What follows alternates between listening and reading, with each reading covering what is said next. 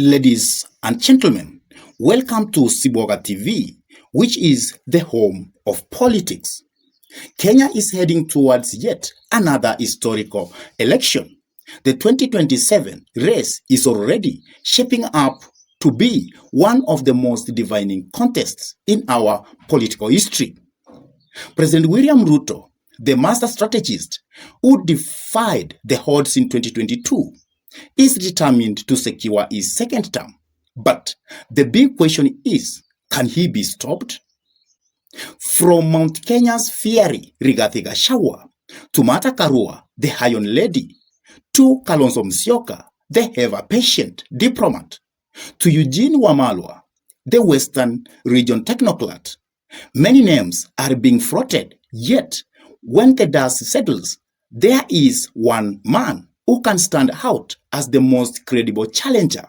The man is none other than Fred Okengo Matiang'i. Let us break down why Fred Matiang'i is the only candidate with a real shot at making President Ruto a one-term leader, and why the others simply cannot succeed. Fred Matiang'i is not your ordinary politician.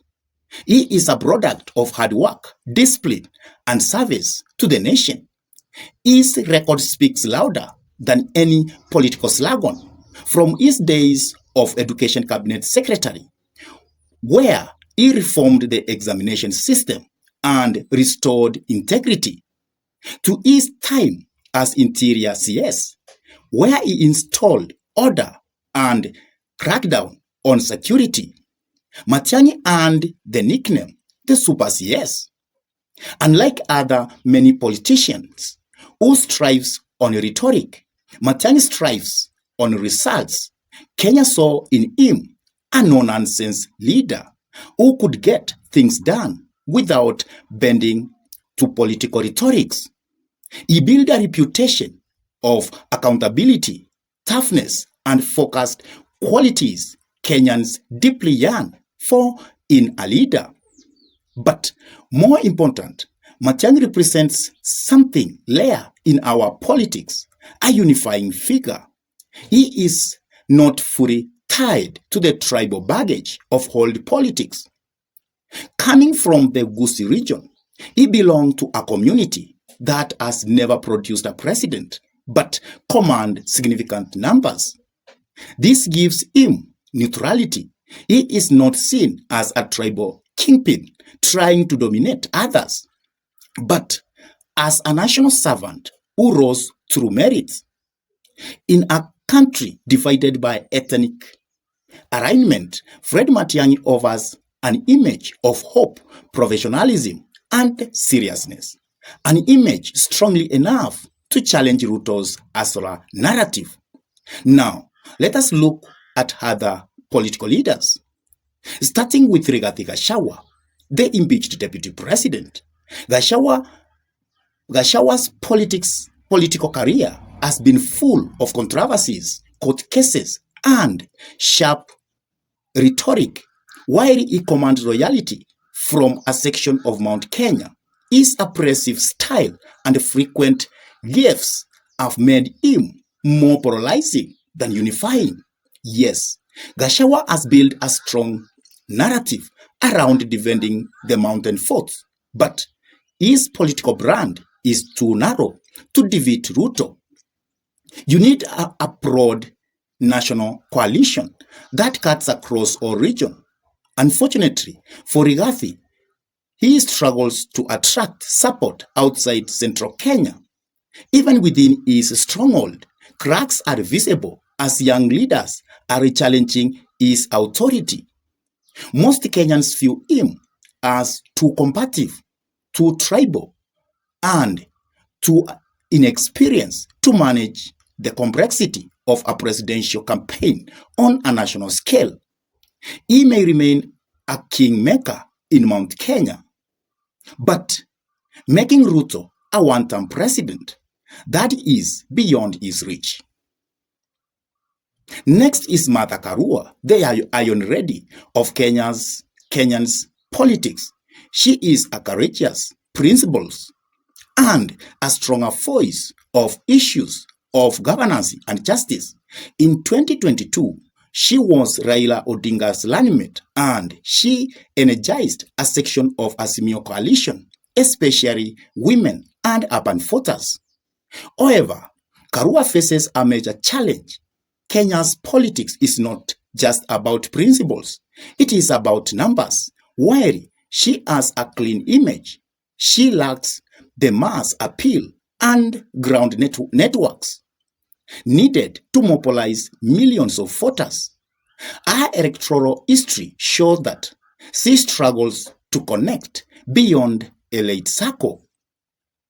Kenyans admire Karua, yes, but admiration does not always translate to votes. In our battle against Ruto, who is a grassroots mobilizer and a populist campaigner, Karua will fall short. She is a voice of reason, but not the face of victory. Then we have Kalonzo Musyoka, the Wiper leader and veterinary politician. For decades, Kalonzo has been in Kenya's political arena, serving as the vice president and in a multiple government position. He is known for his diplomacy and calm nature. But here lies the problem. Kalonzo has been branded as indecisive and too cautious. Many Kenyans view him as a leader who waits for endorsement instead of fighting for his own destiny.